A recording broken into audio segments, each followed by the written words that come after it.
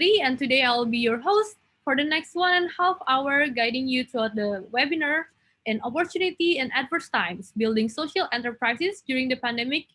And we're going to discuss about opportunities and challenges faced by social enterprises during this pandemic. Despite lockdowns and large-scale social restrictions imposed during the COVID-19 pandemic in Indonesia, social enterprise ecosystems have been on the rise. Instead of being stuck in a slump, many are turning the challenges of social problems into opportunities and establishing social enterprises.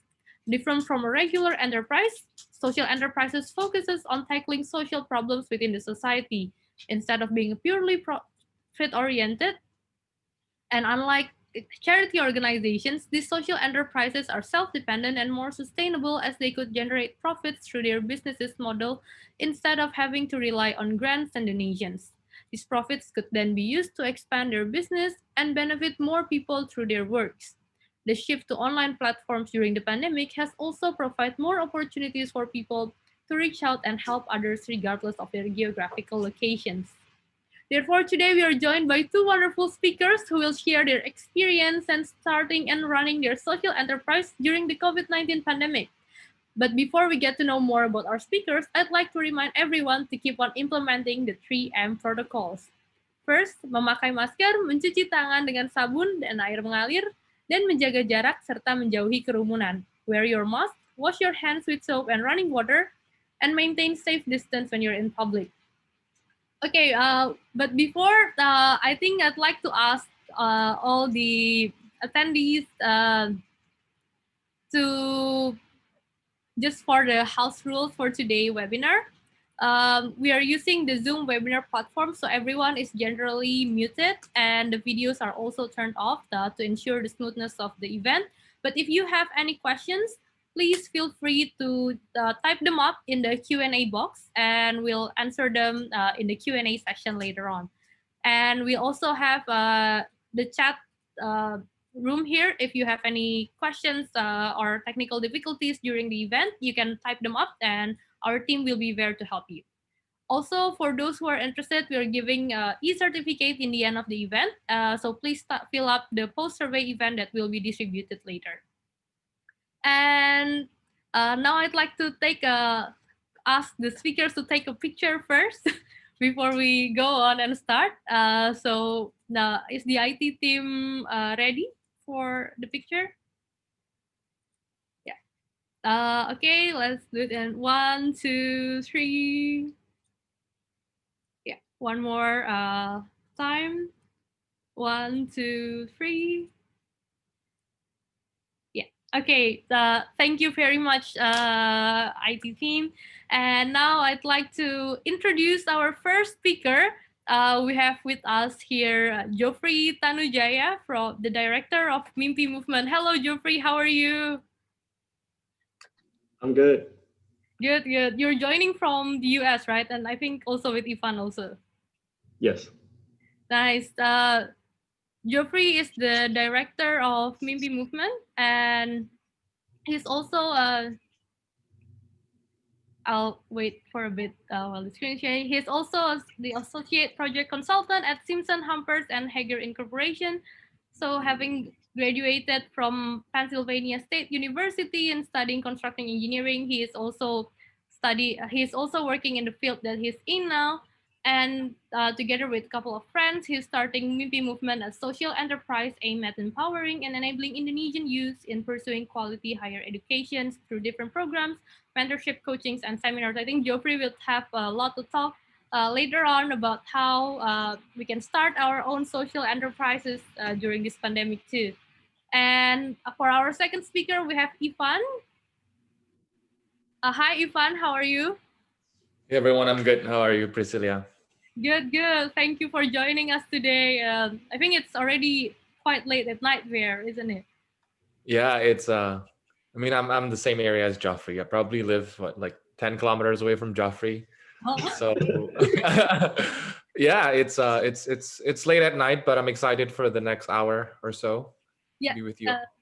Thank you so much for being here today. And it's amidst the rain and all the time differences. So Ivan Hartanto is the founder of Belift Dogiyai, a social enterprise that intersects media, specialty coffee, and impact industries to help empower Papuan farmers by selling their coffee beans and providing market access, financial resources, and also processing knowledge. He's also the vice curator of the World Economic Forum's Global Shapers in San Francisco Hub and an alumni of our University of California, Berkeley, and University of Wisconsin-Madison. I think Ivan has a very interesting story also related to the Jakarta post behind how he created Belift Dogiyai. Would be very excited to hear all about that later. Sure. So I guess without further ado, I'd like to give the floor to Geoffrey to share your experience with MIMPI, and I'll remind everyone again to please feel free if you have any questions during the session, just type them up in the Q&A session, in the Q&A box, and we'll be happy to discuss them later in the Q&A session. Okay, Geoffrey, the floor is yours. Sounds good. I'll share my screen. Give me a minute.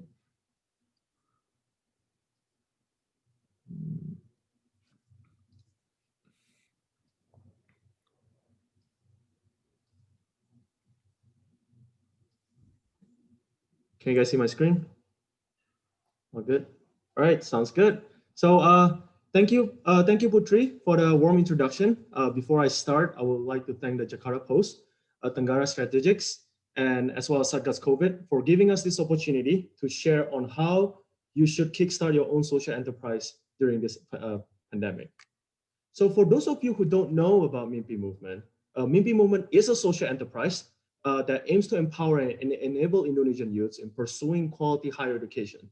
So we help them by finding their academic and career paths through our coaching program, our mentorship program, as well as our web workshop and webinars program, which we package it as MIMPI Talks. So what exactly is a social enterprise? The social enterprise is a for-profit organization that provides, that sells goods and services on which part of those revenue is reinvested back to the company, and part of the revenue is used to create a positive impact. And this positive impact includes economic, social, cultural, or environmental mission. And one of the most important aspects for a social enterprise is that it has to be self-sustainable with a steady revenue. The next question that you guys might ask, so if we have a social enterprise part, what exactly is the difference between a normal for-profit organization and non-profit organization? The main difference between these entities is how exactly they get their revenue and the purpose of the company itself. So for social enterprise and normal enterprise, they get their revenue by selling goods and services, while for non-profit organization, they get their revenue through fundraising and donation. However, in terms of purpose, the social enterprise and non-profit organization actually share the same purpose, on which they exist to create social and environmental change. While for normal enterprise, they focus more on making investors and shareholders happy. So if you guys look at this graph, if we look at the traditional organization, it's very internally focused. It's only focused on like how do we make our investors happy, our shareholders happy. But for social enterprise, it will focus externally. So we think about like how we actually increase engagement with external factors, and we also increase collaboration and internet integration, which I will share on how MIMPI use these two combinations to amplify our impact as a social enterprise. One of our commitment to education is actually inspired by SDG goal number 4, which ensure inclusive and equitable education and promote lifelong opportunities for all. So that's why like in MIMPI movement, our social impact is that we want to provide equal access of opportunities to resources and for people who are underprivileged. So we do that by providing them with free mentorship, free coaching, and free access to all of our talks. And other programs that we have is that we have this 1-for-1 program. So for every one paid MIMPI talk, we will provide one free MIMPI talk for underprivileged youths. So it's very important that for social enterprise is finding the right balance between for profit side, getting the revenue side, as well as create how to use that revenue to create a social impact. And this social impact can be different from for every single company. For us, we focus on creating a social impact that focusing on education. For not only for any other enterprise, the way that we got established is we start thinking about what kind of problem that we want to solve. So when starting a social enterprise, that the important thing is not only thinking about like what kind of problem that you guys want to tackle, but also thinking about how that you use part of those revenue to tackle to create that positive impact, and it has to be self-sustainable as well. So for MIMPI, our idea of creating this MIMPI movement actually started in July 2020. And our team basically identified three main problems that we see in Indonesia's education. So the first problem that we see is unawareness to the importance of higher education. So when we ask our friends, when we do our market research and ask our friends, like, why do you pick a specific major? And they, some of them will answer like, I picked that major because my friend takes that major as well, or maybe that major sounds easy, or maybe like they say, I don't know exactly what I want to do, so I just take a major that I can go with the flow, and then maybe later on that I will just transfer to a different major that suits me better. So the idea, the importance of kind of picking the right academic and career path since the beginning in the early stage, it's lacking. The second problem that we see, and that the one that we want to tackle, is lack of access to resources at independent college consultants. So a lot of college consultants out there, they are affiliated to a specific schools or specific college. So when you consult with them, they will try to steer you to enroll into that college because they get commission from that college. So, and the problem with that is that some of the schools that you enroll into probably not the best school for your major or for your specific academic path. Last but not least, other than lacking of independent college consultants, we also see like how costly they are. So for students who worried about what's their right academic path, they need to worry not only about that, the pressure of getting the right academic path, but they also need to worry about the cost of getting those services. That's why MIMPI exists to bridge that gap and provide by providing our mentorship and coaching services to help the students to and guide them to get into the right academic path. And we do this by try to kind of tell them exactly and help them how to get there. And if I can make a very short analogy for MIMPI's journey from July all the way until December 2020, it's like a high-speed bullet train, right? So in July, we start our ideation, that we start thinking about, what kind of business model that we want to have, what kind of social impact that we want to create, and what kind of legal entity that we need to build, and things like that. That all happens in July. And in August, we have our first launching event when we start putting ourselves out, our name out there, MIMPI movement, what are we trying to do, what are we trying to achieve, and things like that. And by September, we have our first webinar where we share about tech industries, as well as we have our company established as PT Gerakan MIMPI Indonesia by September. So in 3 months, we get our, with all the legal entity and things like that, we get our company established. And in October 2020, we really focus on outreach. So we talk to different organizations, we collaborate with different organizations and talk to them on how we can create an event together and things like that to amplify our social impact even further. That's why by October, we start collaborating with We Connect, we collaborate with Become More, and we collaborate with Yayasan Cahaya Inspirasi Sofiantan.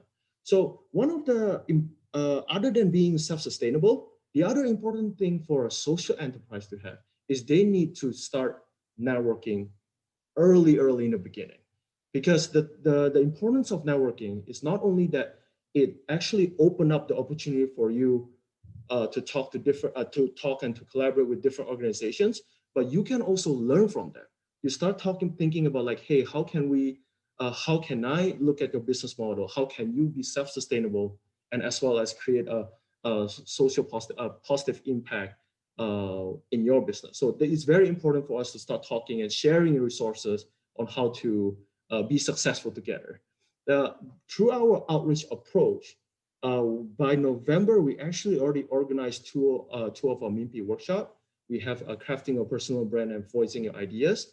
We got invited to join Ideas Spark community. And also, we are invited to join Najila Shihab's initiative on Semua Murid, Semua Guru community, where she gathers not youth organizations, enterprise, and different companies that focus in education together so that we can start sharing resources, sharing ideas, and collaborate on how we can help Indonesia's education and help to solve Indonesia's education. The thing is for social enterprise, it's very hard to scale up. So that's why that one of the most challenging parts when it comes to social enterprise is that you need to scale up, and the profit is shared between creating a social impact, reinvestment up to the company, as well as for the operational fee as well. So for you out there who wants to create a social enterprise, it's very important that you want to create your own future projection to ensure that it's manageable, but also impactful for your enterprise. So for us, for MIMPI movement, our future projections that we want to think of, once we want to scale up, we want to have 50 mentees per batch. Right now, we have 12 mentees for our first batch. Second, that we want to create our own mobile app, where in this mobile app, we can provide consultation in terms of major exploration, maybe coaching program where we can share, we can review their CV, we can review their personal statement and things like that, and also help access to our major career database to help these Indonesian youth to have a better idea on what they want to do academically. Third, we want to have the largest Indonesian mentor network in the world. So we believe that by impacting more youths in the from right now, by helping them to and guide them to get to the right academic and career path, this will create a better talent pool in the future. And we also want to expand our team. Right now, there are only 4 of us. Putri is one of our partners, and then we have 3 other partners over here. And we believe that if you want to scale up, we definitely need more than 4 of us to actually help to accommodate all of the services. And last but not least, we want to have a global partnership across public and private sector. So we want to start to talk to and collaborate with government entities, private sector side, and kind of come up with a solution on how we can improve Indonesia's education as a whole. And another thing that once you start thinking about your future plan, how to scale up for your social enterprise, another thing that you need to think about is how you want to get there, right? So we believe that education problem in Indonesia can only be solved systematically. That's why, in order to get where we want to be in the future, we want to collaborate more with youth organizations. We want to expand our mentorship network. We want to join more communities specialized in education, and we want to network with people who are passionate in education as well. Because when it comes to solving Indonesia's education, it's not about how can MIMPI solve this problem by ourselves, but it's about how can we collectively solve this problem together. So just to wrap up how to start your own social enterprise, one of the most important things is that you need to identify the problem that you want to tackle. And when you think about the problem that you want to tackle, it's not about how can this problem, does this problem applies to one person or does it apply to a group? Secondly, you want to figure out your business model. As I previously mentioned, for the main difference between social enterprise and nonprofit organization is that social enterprise, they gain this revenue through providing goods and services. So they need to think about how they make their business self-sustainable, and also how what kind of from that revenue, how they can actually use the part of that revenue not only to scale up, but also to create a positive impact. Third, you guys need to make sure that you establish a legal entity, because in order for you to actually collect that revenue to create your social to create a positive impact, you need a legal entity to actually do that. And another thing is if you want to have funding from, for example, for venture capital, you need to have a legal entity to actually ask for that funding as well. So this is a very important. And fourth is you want to amplify outreach and impact by actually networking with a lot of people. As I mentioned before, it's by networking and talking to other people. It's not only that they will help you to open a lot more door to opportunities, but also that you get the chance to learn from them on what do they do to be successful, so they can actually use that and use that in your business as well. And another thing, that last but not least, is that it's very important for a social enterprise to plan for your growth. So not only thinking about like where we are today, but in the next 5, 10, maybe 15 to 20 years, is how you actually scale up your business so that you can actually impact more people. Because in the end of the day, social enterprise is it's the best of the both worlds between getting the for-profit side as well as how to use that profit to create a social impact. So I hope my presentation helps to share a little bit about what exactly is social enterprise and how you guys can kickstart your own social enterprise. So thank you, Putri. Please connect with us at Instagram and all of those venues as well. So next, I would like to pass the mic to Ivan so that Ivan can share about his social enterprise on Belift Dogiyai. Thank you. Thank you very much, Geoffrey, for the insightful presentation. I think it's very interesting to see as well, and would be a great opportunities for those who are interested in diving into the social enterprise scene. And first, I think what you mentioned is very important, to find the problem that you'd like to solve and see whether this is the problem that affects one person or affects a whole community, a whole society that could be raised up and scale up as well. I think without further ado, I'd like to give Ivan the floor as well to share more of his stories with Belift Dogiyai and how his social enterprise kicks in during this pandemic. Ivan, the floor is yours. Sure. Thank you, Putri, and thank you, Geoffrey, for such wonderful presentations. And echoing Geoffrey, wanted to thank you, Jakarta Post, Tenggara Strategics, MIMPI Movement, and Satgas COVID as well, to provide the space for us and to everyone who joined and take the time to listen to what we have to say from Belift Dogiyai. So again, my name is Ivan, and although I co-founded or founded Belift Dogiyai, it's actually it's a collective effort of many wonderful people. One of them actually is here with us as an attendees. I won't name her because she doesn't want to be named, but it's a wonderful journey. We started with Dogiyai, similar to like when MIMPI started around July 2020, with a simple idea.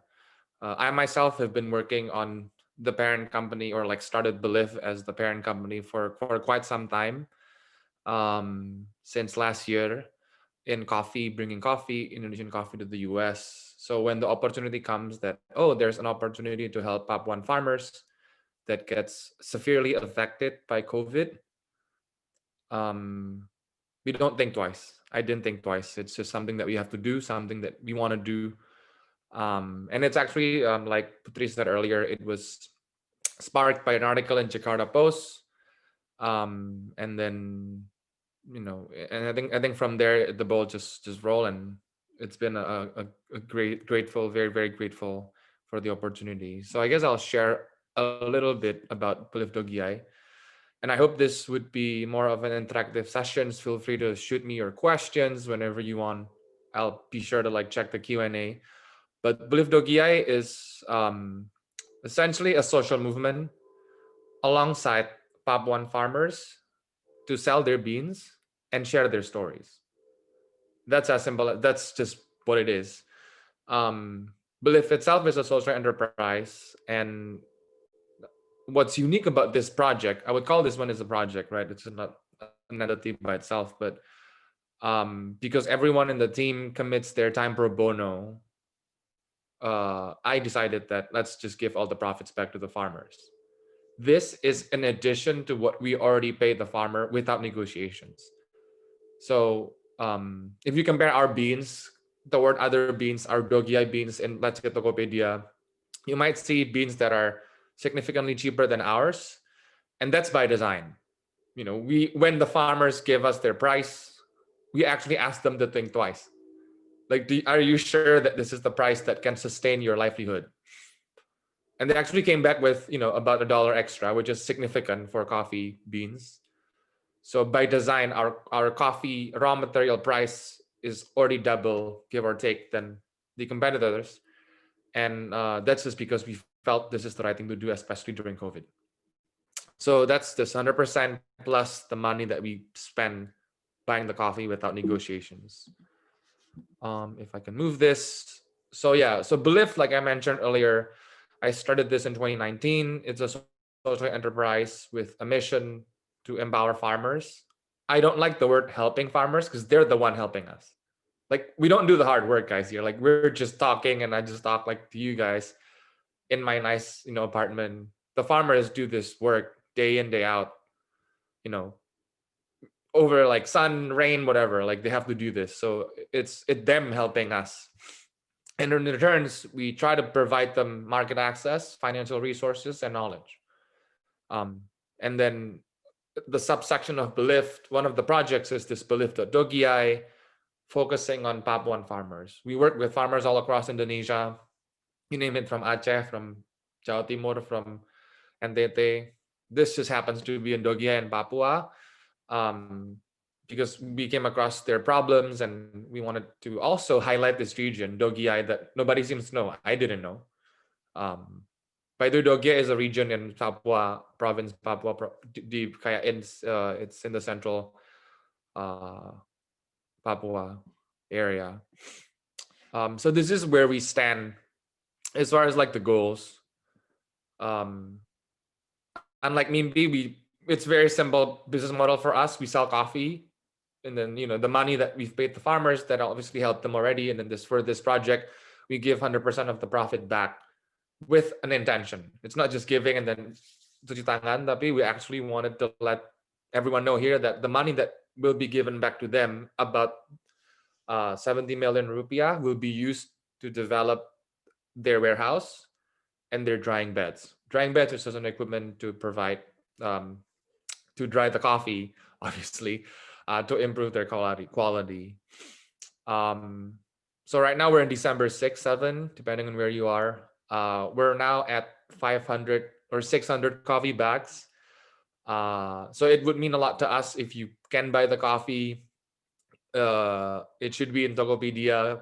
You Google like Belift Dogiyai. It's hopefully not that much. It's 165,000 per 200 grams bag. And then all the profits, which is about 37,500, will be given back to them. And like Geoffrey said, we think long-term as well. We also think of what's the strategy for growth. The goal doesn't stop in selling the coffee in Indonesia. The goal actually extends to selling the coffee in the US. So with, the money that will be given back to them, we hope that the coffee came out better next year at more competitive pricing as well. And we hope to bring the coffee in 2021 in the Specialty Coffee Expo in New Orleans, Louisiana in the US. It's just like the biggest coffee expo, or a specialty coffee expo, I should say. And beyond that, we want to make sure that this is happening every year. It might not be this 100% profit back always, but we know that there's a model like Geoffrey's, like one-on-one. We're developing those models as well beyond this December. So the first problem, like I mentioned earlier with Belift Dogiyai, it's what we're trying to solve here is like, it's one thing to be a coffee farmer in East Java throughout COVID. It's another thing to be a coffee farmer in Papua throughout COVID, because obviously not just the flights are being canceled, or even the airports are being closed down. Some of the shipping vehicles are being also closed down. So they have no, it's very limited access to the market right now, just for the virtue because they're so far away.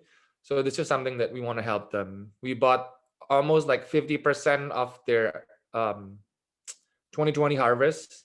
That results in 2,000 coffee bags. So this is the first and foremost problem. They don't have market access throughout COVID. And second, they don't have the resources to maintain or improve their processing stages. If you can see there in the screen, like that's their warehouse, that's someone else's house. So they don't have a proper place to store these beans. And when we talk about specialty coffee, it is different than a normal coffee that takes a lot of caring throughout the whole process. And including one of those processes, this warehouse stage. And the third problem is just the knowledge of the different processing methods that they could go with. I don't know if you're a coffee lover or drinker, like a snob, or but there are multiple ways to like process the coffee. There's natural, there's like full wash, blah blah blah, and obviously those processes require different technology and market demand. So what we're trying to do here is also to like gauge the market demand to tell the farmers what or where they should allocate their resources on. So this is our solution. We bought the coffee. We have in-house quality tester, so-called Q grader. We make sure that this is a specialty coffee. We develop the product quite fast over like a month period.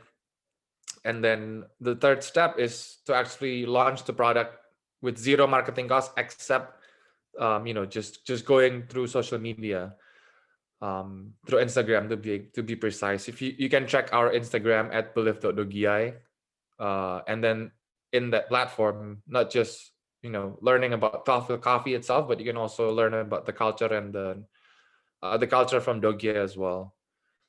So this is what the product looks like. It comes in a box, that's why it's 165,000. We hope you can reuse the box. And then there's like cards, stickers, and things like that. This is this is our Instagram. We have this fictional character called Mikabo. And then who narrate the story for us in the Instagram. We also at one point sell Noken as well. I don't know if you guys realized this yesterday, but Google Doodle was all about Noken. So we also have some Noken as well available if you'd like to buy. So feel free to let me know as well. And this is another timeline. And I think this is just the same thing. But I want to like show you guys this video as well that the team made before opening up to Q&A session. You guys can see my screen, right, Putri and Jeff? So this is what we envision to be, beyond this campaign, right? Like this is not just about coffee, but the story behind coffee. So this is the story of Mika, the Mikabo character that we made, and hope you guys enjoy the next minute or so.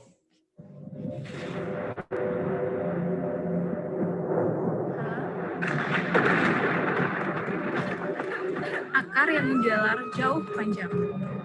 Perjalanan menemukan ikatan. Untuk menemukan jati diri. Menikmati kesempatan baru. Perlahan. Tidak perlu buru-buru. Dan di akhir hari, berani menjadi diri sendiri.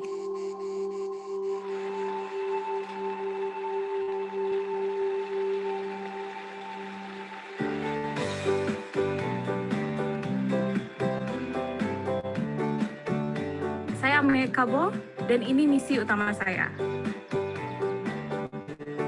Ikuti petualangan saya menjual kopi bersama petani Dogiyai di @belift.dogiyai, 100% profit kembali ke petani.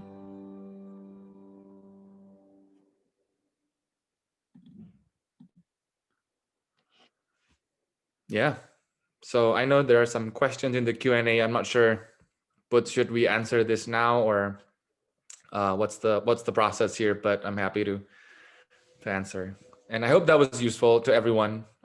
Just want to cap it off. That story was made so people, all of us, can relate better with the story of the farmer. So Mekabu herself, in the storyline, is a daughter, or like a granddaughter of like a coffee farmer in Dogiyai, who traveled the world, went to Jakarta, went to the capital, do all these things, and then realizing that, oh, all she wants to do in her life is to empower their people.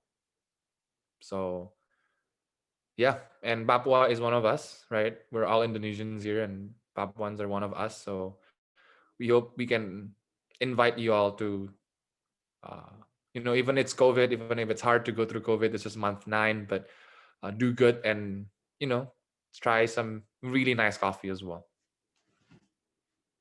Thank you very much, Ivan. I think what you've been doing is really amazing, and I think the video was personally also really nice. I really like the concept of Mikabo as the icon for this Belief Dogiai.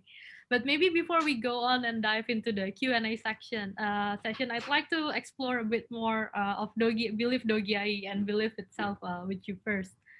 Um, you mentioned that Belief Dogiyai is part of the Belief project, right? So there's two different things here. The first one is Belief, and then within Belief, you have different coffee farmers from all across Indonesia, and now you have focused on this Belief Dogiyai as a project. Do you have any other maybe ideas in mind, or like future plans to perhaps highlight this coffee areas as well other than Dogiyai in the future? Yeah, we have some plans. Obviously, with COVID, the plan of 2020 is like, ya lihat nanti lah ya, gitu kan. True.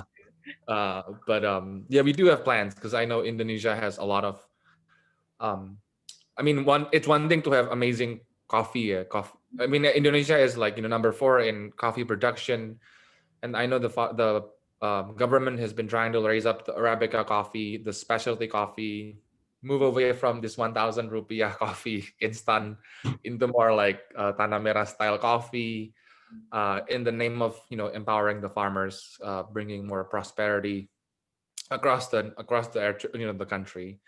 Uh, but I think what's unique with Indonesia is also the diverse culture of these farmers, right? Mhm. I'm not saying that a farmer in Guatemala, North Province, is not unique against the South Province. But when you talk about Indonesia, like the farmer in Java is different than the farmer in Sumatra, and then even within Sumatra you can divide to like Aceh, North Sumatra, South Sumatra. Within Java you can divide into like West, and then now you have Papua, and then you have like Toraja, and then you have Bali. And I think what's unique behind all these regions is not just the coffee, but their culture, their story, like their spirit. Like, why do you farm coffee and things like that? So yes, we do have plans to expand beyond Dogiyai, Mhm. and we try to the goal is to cover one. I don't want to say like one island, but like major islands. Like maybe we'll have one in Java, one in Sumatra, one in Bali and Tete, one in Sulawesi, um, and then hoping to repeat the Belief Dogiyai concept, with just through social media, through like stories, and then making it more engaging for young people to learn, why you should drink certain coffee beyond just the quality, which we don't, which is also a paramount um, factor for us. Interesting. I think I saw in your Instagram as well that you mentioned it will be until 7th of January for now for Belief Dogiyai.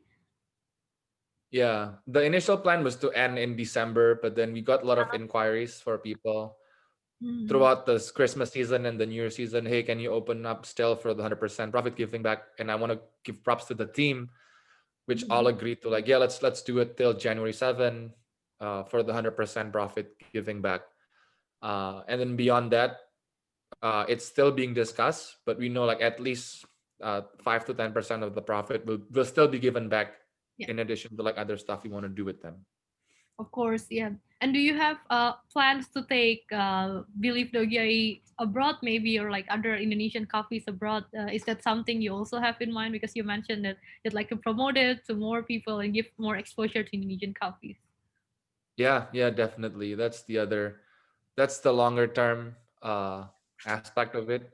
Mm. Because Indonesians, we drink a lot of coffee. We drink coffee, but not as much as, let's say the Americans, the average Americans, the average Europeans, the average Australians. So when you talk about specialty coffee and when you really want to empower farmers, then you really need to high up, you bring the volume to them, right? Mm. Um, how do I, like, for a perspective, for instance, like we bought like 2 tons of the coffee from Dogiyai, and uh when you talk about like an international buyers or like international consumers, they're talking about like 18 tons, like 50 tons of coffee. Like imagine if like one region gets that order, like that's an entire farm community being empowered, as opposed to like a group of people or a select group of farmers, or less money for everyone. So yes, we do want to bring them abroad. Nice. I think that's a very good initiatives as well to see how the market needs abroad and how you could channel the supply from Indonesia and how to fill that market gap. But before we go on to move to the Q&A section, I'd like to ask you to share, because this is also helped by, supported by the Jakarta Post. How did this encounter with the Jakarta Post ends up to inspire you in making Believe Dogiyai? um so I think it's there's this article, you guys can search for it as well, uh and it's titled, Chinese Indonesians must support uh Papua. And I'm one of the minority group, the Chinese Indonesians, who um, I felt were called when I read that article. Um, it was just an instant calling that, oh yeah, this is something that we have to do, something that, when we have the chance to do so. Because I'm a big believer that everything we do in life is all about just grant from the man above. Uh and it's never, we work hard, but everything is from above. So that was just a strong calling, and I felt I have the resources to do so. And I think it was just, it needs to be done. There's a strong desire that this needs to be done. I talked to like Effie from Jakarta Post, who wrote the article, and never met her, never knew her, but we just connected. And she was the one actually who gave the idea of, let's just sell their coffee because you already have a coffee company. um yeah, so it was, so I think it's a lot of, and from there there's multiple processes that happen. uh I would say it's just a huge coincidence that I read that article that morning. Effie wrote the article the night before, and then all the stars align, and then here we are now, 4 months in. I think then the terms like the universe conspires really fits here, because it seems like everything just snowballed through, and here we are already almost in the end of 2020, and see how big Believe Togiai have come. It's in Tokopedia, and people are already aware and sharing about it as well. I think there's definitely like big hopes for what may have to come. And if I may proceed to the Q&A session, as I see that there's been a lot of questions in the Q&A box. I think I'll start again, if I may, with Ivan, because there's a question that directs relates very quickly, very closely with what we've just discussed earlier. Uh, how would you introduce Belief coffees in 2021 and the New Orleans and Louisiana Coffee Conference? Yeah, so we already have the plan to do so anyway without Dogiyai, because that's what we do as Belift. The mission of Belift is twofold, right? One is to empower farmers, focusing on Indonesian farmers, and then the other one is also to share culture of Indonesia abroad through coffee.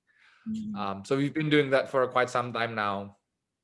We were supposed to be in the Specialty Coffee Expo this year in Portland, Oregon. Obviously, that event got canceled because of COVID, and we're already lining up for the next year in Louisiana. So it's just have to show up and be there. Yeah, hopefully the pandemic would be in a better situation and better management of the pandemic to see that this could come into fruition next year. Yeah. And there's also a question for Geoffrey. I guess this one would go to Geoffrey.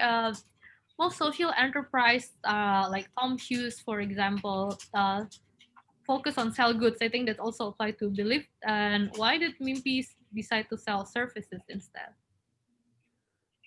Thank you for the question. So basically when it comes to social enterprise, that you can either sell goods and services to get your revenue.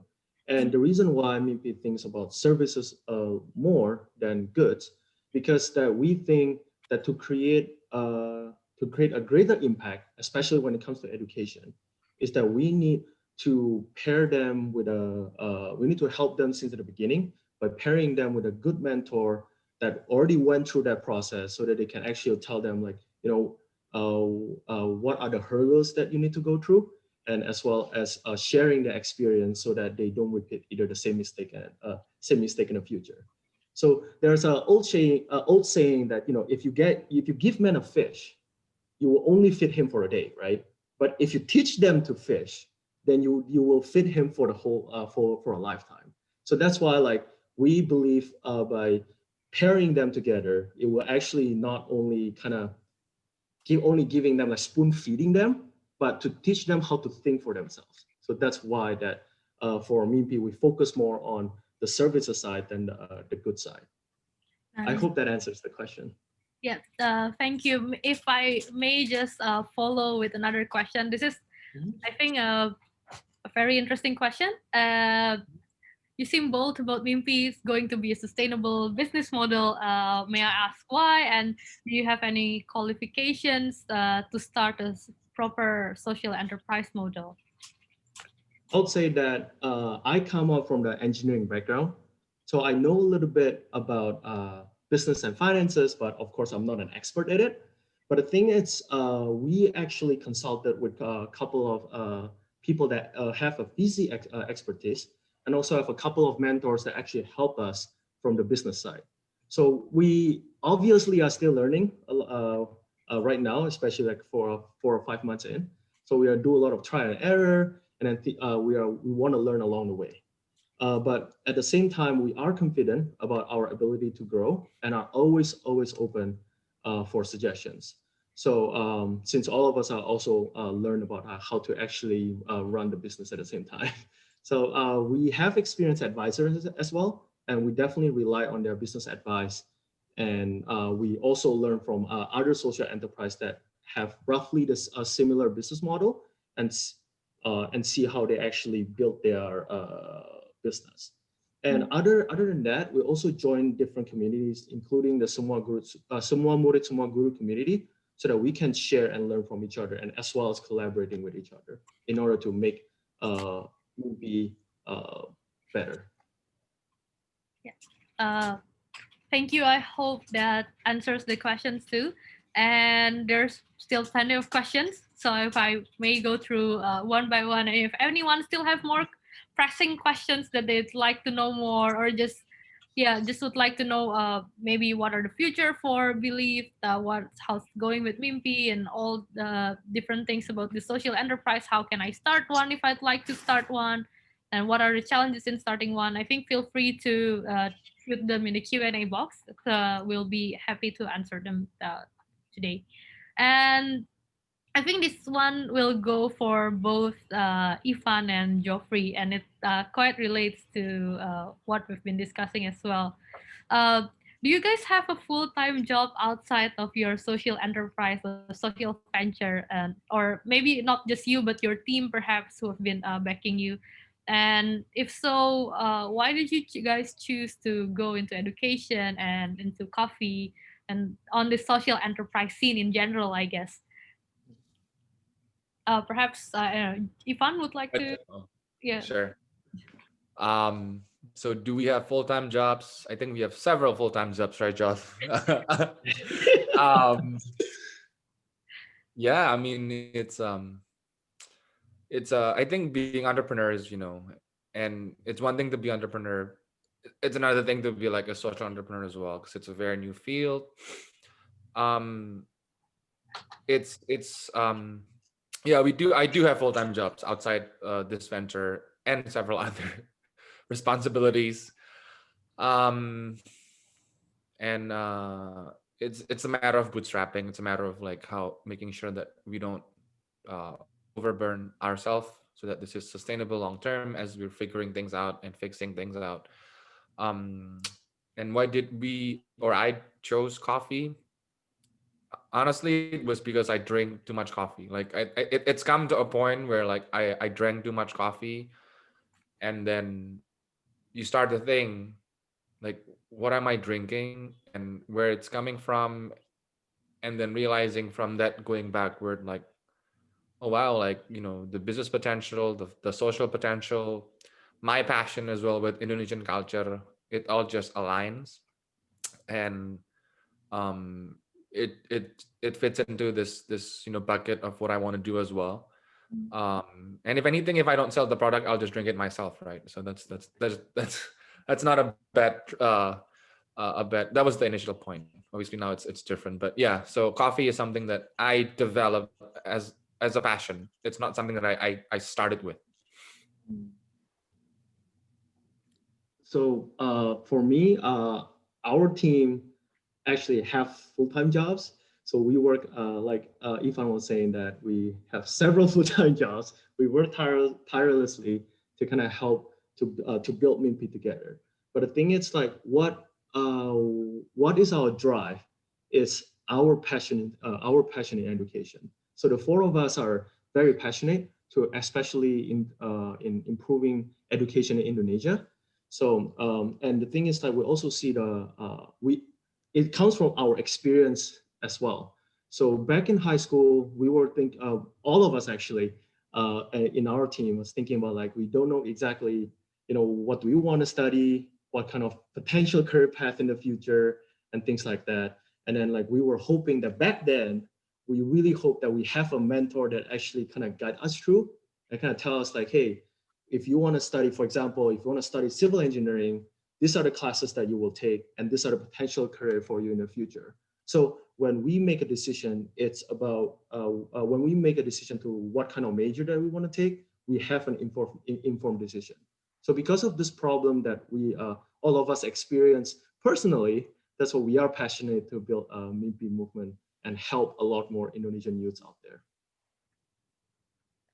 Nice, thank you. I think if I could find the red line or the silver lining behind all these answers, I guess the drive usually comes from something that's close to us as well.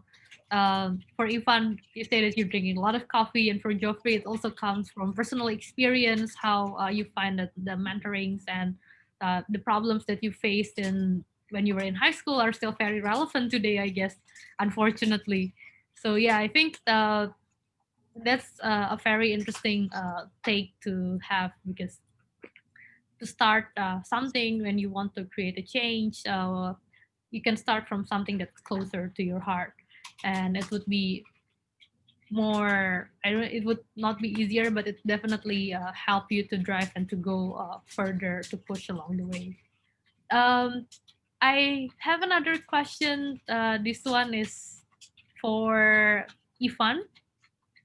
Why do you choose? Why do you want Belief to go into media? I guess perhaps this question relates into how you want to bring the story. How do you want to story tell all this experience and just yeah the experience and the story behind how the coffee farmers are producing their coffee beans, and especially from different regions in Indonesia, I guess. And also you have the the icon and social media platform, as well as the really nice video that you share with us. So why do you want to use to go into media for Belief? Well, first I want to say hi to Pak Riyadi as well, who joined. Thank you for. I've never met you, Pak, but I've heard you about you. So just wanting to say thank you for this opportunity as well, from Tenggara Strategics and Jakarta Post to be here, and having you joining us. And in going to the question, it's I think it starts with the farmers. When you've met so many farmers, and this is the first time I've met a Papuan farmer, and work with them and learn about their story. And it's come to a point where it was just wow, they have so many culture that I end up loving, learning. Why don't we extend beyond just the coffee? So that was the starting point. That was really the starting point of um, the media aspect. We never aim to be a big media player, or that's not the plan, but it's just a way for us to differentiate ourselves from the other coffee that is available. And also one of our mission as well, to share the culture. So it's one way to do so. Thank you. I'd like to say hi to Pak Riyadi as well.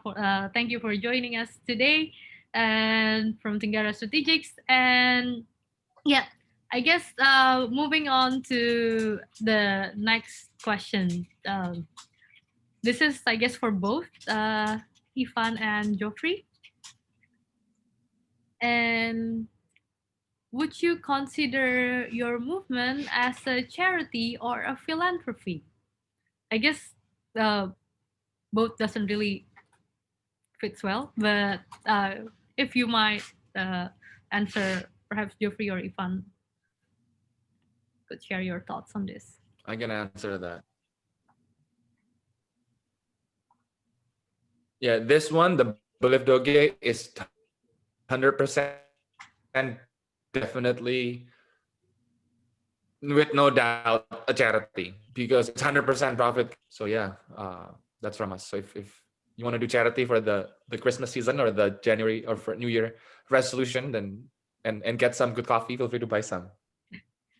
But would you say that it's still a charity after the January 7 cutoff that you mentioned?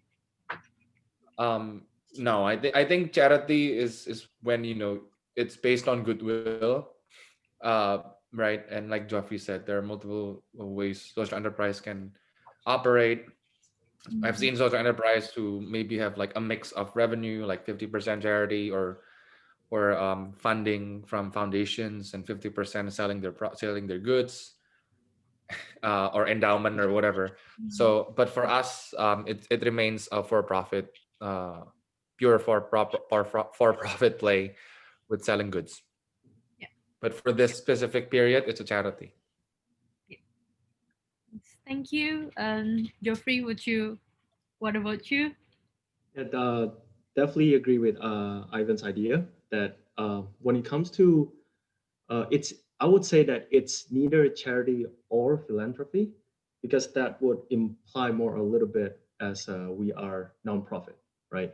But since our business model itself is by selling services, um, it is a for-profit organization, and we want to make sure that we don't rely on full donations or sponsors, because that's what nonprofit organizations do. But the thing is, because of this, for social enterprise, the most important thing is you find this balance, right? So it's not fully 100% charity. Ivan was saying that, maybe for 50% goodwill and 50% for profit. It's finding that balance that's the most important part. Kind of part of it is for profit, and part of it is how do you use that profit to create a social impact and help other people. Yeah, I hope that answers the question. Yeah, thank you very much for your answer, Geoffrey. And there's also questions in the chat box, not only in the Q&A box. So perhaps we could. I would like to remind, if you all have questions, please feel free to type them up in the Q&A box as well. So in that case, it would be easier for us to curate. But I would also like to answer those. Would like to address, bring some up from the chat box first. I think this was already mentioned earlier, but I think it's also quite interesting to discuss more because I know that as you guys mentioned, you're struggling, juggling with a lot of full-time jobs, and not only you, but I guess your whole team as well. And perhaps if you're working, for example, from San Francisco and working with farmers in Papua, the time difference must be something that you need to struggle with as well. And finding the right time to maybe just give them a call, and also while you have a full-time job, and also for Geoffrey when you're holding all these events and having mentees across Indonesia, I think that would also be a challenge in itself. And how do you balance between your social enterprise project and daily full-time jobs? Because the pressure must have been a whole new level. And this one is from Nadia Rani Ibrahim to both Geoffrey and Ivan. So I would say that for us it's really about our passion, and especially passion in education. Is that sure we work 8 hours a day until night, and then at night then we start thinking about like how we can actually start working on MIMPI side to improve and make MIMPI a greater impact. So a lot of times it's about managing our own time. It's like kind of segmenting. We have 24 hours a day, right? So you know that 8 hours is gone for working, and the other 8 hours is gone for sleeping. If you get 8 hours of sleep, right? And then you have 8 hours to think about, like, within that 8 hours, what kind of stuff that we can do to make MIMPI better. So there's a lot of time management, as well as to kind of thinking about really.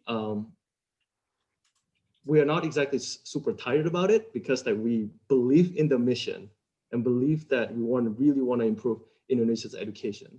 That's why like we work hard for it. And even though that it might sound tiring, but it's for us, it's like you are happy about it, because whatever that you do, whatever that 8 hours that you have, the effort that you put in, it goes somewhere. So it's not only limited to your own expertise, in my case in engineering, but also other things that are other passion that I do to make sure that I can improve that as well. So what about Ivan? I think agreeing with a lot of things what Geoffrey said, and I want to add, I think it's also, I think you have to know your North Star, right? Like what is it that you end up wanting to do? And for me, the full-time jobs is a means to get there, so that the social enterprise can last. Yeah. So yeah, I think the balance is always a dance every single week, sometimes by the day, depending on the day and the month of or the week of the month. And it's and yes, the pressure is on a whole new level. I have to agree, 100% agree with that. But then I try to like always put my mind into like, okay, I'm doing this, let's say X number of hours work in my full-time job, so that I can do blah, or like, there's that trade-off. And yeah, so that's how we balance it. Nice. Yeah, I think I agree as well with what Geoffrey and Ivan said. And if I may add, perhaps having a great team would mean a lot too. When you're connecting well with your team, I think that also helped to make this easier along the way. Especially, I think Ivan has mentioned a couple times how he got support from his teams too, and whether they'd like to go through and see whatever more we can do with the social enterprises here. And I'll go back to more questions from the Q&A box. For I think for Geoffrey first, what do you think is the hardest problem to solve in education problem to solve in Indonesia? I mean, Ivan, feel free to add if you would like to address this too, because I guess although you're focusing in coffee, I'm sure in helping the Dogiyai community, it would education would be something that would come up as well, I guess. And you mentioned that you're also giving trainings and and empowering them. So yeah, feel free, Geoffrey. Perhaps I'd like to give the floor to you first. So personally, I think that one of the biggest problem in education in Indonesia to solve is providing that equal access to everybody. So probably I would say infrastructure. Connecting different areas and regions is a challenge, especially since Indonesia is an archipelago. It is a challenge to distribute resources, especially to more rural regions. So these resources could be, for example, in internet access, road-wise, capable teachers as well. I mean, really pretty much those are the two main problems, but there are definitely like a lot other resources that are limited. Nice. Ivan, would you like to add? Math? No, just kidding. But I think it's I think a lot of what Geoffrey said, right? I think it's the equal access. And I would like to. I think.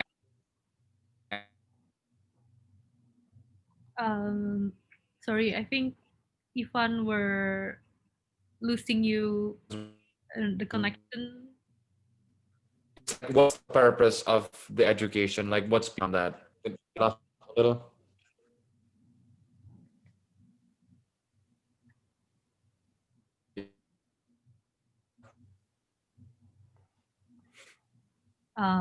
Hello, Ivan. Can you guys hear me now? Hi. Yes, I can. Yeah, I can hear you now.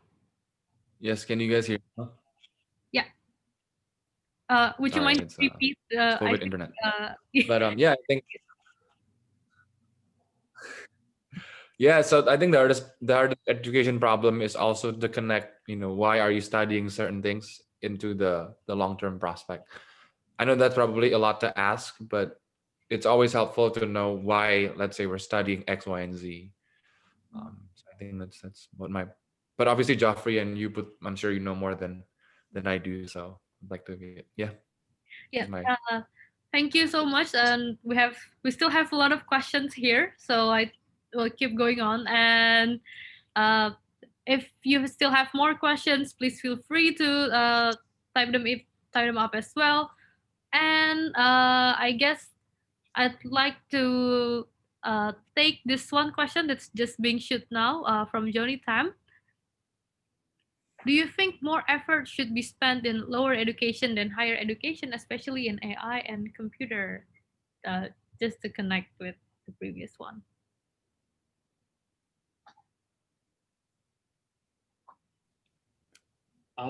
Sorry, do you mind repeating the question again?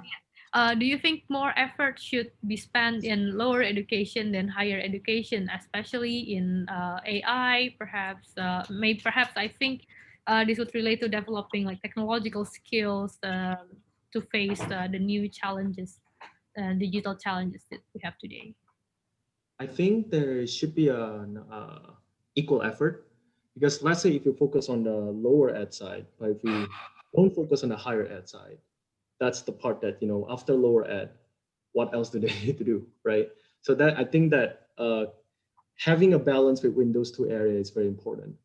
So that's why, like, right now, in terms of lower ed, it's their basic, but there's a lot of effort made on the lower ed side, but not a lot of effort is made on the higher ed side. So that's why, like, MIMPI is trying to fill that gap to provide more services on the higher education side, yeah, and help to support the lower ed.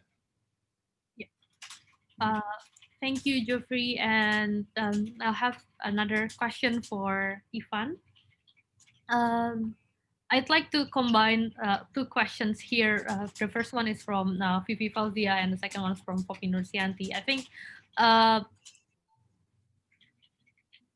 how is the potential for coffee market in Indonesia for the future, especially, and would this continue to be profitable for coffee farmers, in your opinion? What do you think that the coffee market would continue to increase and to strive? Yeah, so coffee, and I would like to focus on specialty coffee because that's what we do. Yeah. And it definitely is it's a unique conundrum because Indonesia is more known as the cheaper coffee producer, the lower quality coffee producer among the world producer. And it doesn't really help the farmers to sustain their livelihood. Hence the specialty coffee purposes. But then when you talk about specialty coffee, it's a multi-layer problem, right? One, for instance, the productivity of the land. Like we're a third of Vietnam's productivity. Okay, Vietnam is lower end. Like you were like half of Brazil's productivity. And that's before the distance you need to take into account shipping coffee from Indonesia to, like, let's say, the US and Brazil to the US. So there's like you lose in geographical, and also you lose in productivity. So you really need to find the right farmers to partner with who have the drive as well. Not suffering, but to like go through the growing pains, right? Like the 1 to 2 years of growing pain to like figure things out as we're also figuring things out on the market end. Because yeah, the common understanding of Indonesian coffee abroad, or at least in the US, more perhaps in San Francisco, is more of, okay, Indonesian coffee, like lower end coffee, like cheap coffee. So when you really want to empower farmers, then you really need to be able to, give incentive for them to keep bettering themselves, meaning that, you pay higher for their coffee. And when you want to pay higher for their coffee, that means someone else have to pay higher for their coffee, and those someone else usually ask for better quality or cheaper price. So yeah, I think the potential is definitely there. People are not stopping. If anything, COVID makes more people drink coffee. That's what the data is showing. And then it doesn't stop. Like it'll keep growing. Um, Plus, I think what's unique with Indonesia as well is like the regional or the local market is growing. So there is a balance between, exporting the coffee abroad or selling the coffee locally as well. But there's definitely need to be like a multifaceted strategy all across the board, from farming practices, processing practices, all the way to like market research and analysis. And yes, I think the second question was like, will this benefit the farmer? Yes. In the coffee world, there's like a threshold of price of coffee. There's like fair trade agreement. And if anything, what we pay for the Dogiyai farmer is like way above the fair trade price already. Mm. Um, so those are why the certifications exist. And we hope that, I think, by 1 to 2 years, we can start to become a B Corp. And then from that point on, every year we want to produce impact report showing everyone like this is how much above the market price we're giving the farmers. I think that's really nice, especially. Guess we haven't really touched much about this, but I personally believe that impact assessment is one of the most difficult things to do, and but also one of the most crucial things to do, especially for social enterprises, because different from regular normal enterprises, social enterprise, as the name suggests, focus on making social impacts and how we could take accountability, how we can be held responsible for what for what changes, what impacts that we have made. I think that's on the hard job of monitoring and evaluation and impact assessment to do. And yeah, I think I also completely agree with what you mentioned about the prospect for the coffee industry, and also seeing how the micro, even ultra micro, small medium enterprises in Indonesia, the scene is growing very nicely, and people are getting more awareness of local products, specialty coffees, and all other uh, social enterprises and locally sourced products as well. And that brings me to the next question. Do you know that there's how's the social enterprise scene in Indonesia? Are there other social enterprises in Indonesia so far? I think there's probably a lot more than my hand could count. But if you perhaps you have any other social enterprises that you could would like to give a shout out to, or would like to raise attention to. So Duanyam is one. Basically, Duanyam focus on traditional craftsmanship to their wicker products. So what they do is they sell these products to empower women through training as well as profit sharing. And another social enterprise in Indonesia that I know of is Krakatoa. So Duanyam focus on wicker products, and Krakatoa they do it through chocolate. So I think that those are the two big ones that I know. Maybe if Ifan might know a lot more. And believe Yeah. Dogiyai is actually social enterprise too. So Yeah, I think we're not the first one, and like there are many people. I think the social enterprise movement started I think in general Southeast Asia region, one of them being Indonesia about like 10 years ago. So like, like I know personally like Krakatoa, Dami Bumi, and a bunch of other things as well. And I think we want to be like them. We want to be like them in our own way. They've shown us that the market is ready, the demand is there. Um, and I think they're definitely the trailblazers. I mean, I would say like, MIMPI and Belift is also one of the early social enterprises in Indonesia as well. Um, yeah, and there's a lot more. There's a lot more. Mm. Yeah, and I think relating back to that question, because I've seen that there's more during this pandemic. It's interesting to see how people are not just feeling down because what have been happening, but there are also a lot of people who try to make the most out of the situation, and trying to move other people, trying to change and help other people, as what you both have done through the social enterprises. But what is the biggest challenge in starting one during in the mid of pandemic, because both of you started right in the midst of pandemic, if we count it until now?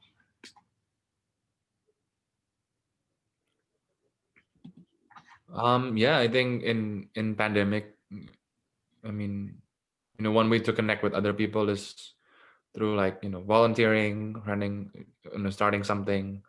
So I think I've been very blessed. So I personally have been very blessed to be able to like work with 9 other amazing individuals throughout, July all the way to like December. Not everyone stay now, but like some of them remains. And I think it truly shows you who people are throughout COVID. And um, I'm super blessed to be able to know them. So, and among many other people, like 400, 500 people who've bought our coffee, knowing that it's on the expensive side, and knowing that, this is a new brand, but we try to be as transparent as we can. I would say that for MIMPI, I think that the experience has been positive.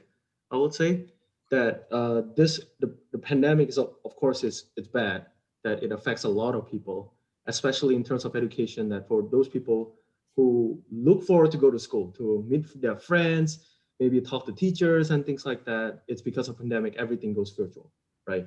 So it's that lack of interaction between not only between students, but also between student and their counselors, especially for the academic side. I think that uh, throughout this pandemic, we think about, because of this lack of access, it's we exist and how can we help them. So in the end of the day, it's about, I think this pandemic has make us a lot more humble. We think about like we are not anybody, but it's about how we during this crisis, it's helping each other out, helping them in terms of like in terms of helping them to figure out like what they want to do, or maybe in terms of like helping just give them a support, and just give students a support and say tell them like, hey, we are here for you, right? So that's why I think it even though it's bad, I think like what Ivan was saying, it's a blessing in disguise.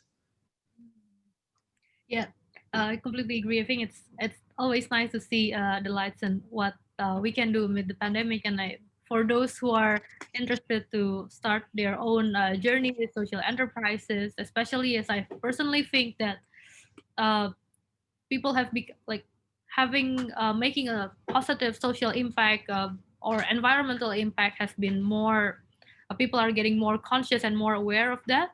And I think a lot of companies are also having their CSR for projects, for example, that are focusing on building more empowering communities and environment too. So I guess the trend is there. And I saw a report earlier as well from Deloitte that there's a rise and a shift to a more socially conscious, socially aware enterprises since 2018. And I think the trend would continue to grow as well as the social activisms as it also has been on the rise. And I guess as our time has almost up, it's almost 11:30 already. I'd like to remind everyone again that we will be distributing a post-event survey after the webinar. You can also see in the chat box that there is a link for the post-event survey that if you fill up, you can also get the e-certificates later, but we'll also distribute the links through email in case you missed the ones in the chat box here. So I guess before wrapping up and closing up this very interesting sessions and very insightful talks as well, there's still a couple more questions in the Q&A box, but I guess unfortunately we might not be able to answer them all. So I'd like just to ask Ivan and Geoffrey for some last message. What is the most important thing to do if someone would like to start their own social enterprise during this pandemic? What is the one message that you would give to them? Um, I would say that finding your passion and finding the problem that you want to solve, that not only solve uh, the problem that doesn't give the solution only for one people, but for the society. So I think that finding out that problem will help a lot. Yeah. Thank you. And Yeah, I think from me, it's start small, iterate a lot, fail early, and just keep doing it. And when at one point we'll make it happen, and that's the next challenge, right? When it works, now like okay, now we have to scale. But if you want to start, then start tomorrow. true. Thank you so much, Geoffrey and Ivan, for the very insightful talks, for sharing your experience and starting during the pandemic. I think it's very interesting that you guys are starting right and running it right amid the pandemic, and it's been running for around half a year. And I wish continued success for both of your ventures. And yeah, we're very excited to see what's more to come from these, and hopefully we could have impact and benefit outreaching more people, helping more people in Indonesia, making it a better society and better place in the future too. So yeah, thank you very much. And before I close, I'd like to remind everyone again to continue practicing the 3M protocols, memakai masker, mencuci tangan dengan sabun dan air mengalir, serta menjaga jarak dan menjauhi kerumunan. Wear your mask, wash your hands with soap and running water, and maintain a safe distance when you're in public places, and avoid crowds. So my name is Pricilia Putri. I'd like to thank you everyone again for your time and for joining us in this session, Opportunity in Adverse Time, Building Social Enterprise During the Pandemic. And I think somebody has asked if there are any other social enterprises. We're going to have another session on the 10th of December featuring another social enterprise, but this time the focus is more on to empowering and helping, supporting vulnerable communities, including refugees and other marginalized communities during the pandemic times. As we know how uh, this pandemic has not only affected us, but all layers of society, including the vulnerable communities, and we'll see what we can do and how people have been trying to support and help them in the midst of this pandemic. So we'll see you again in the next COVID-19 webinar series.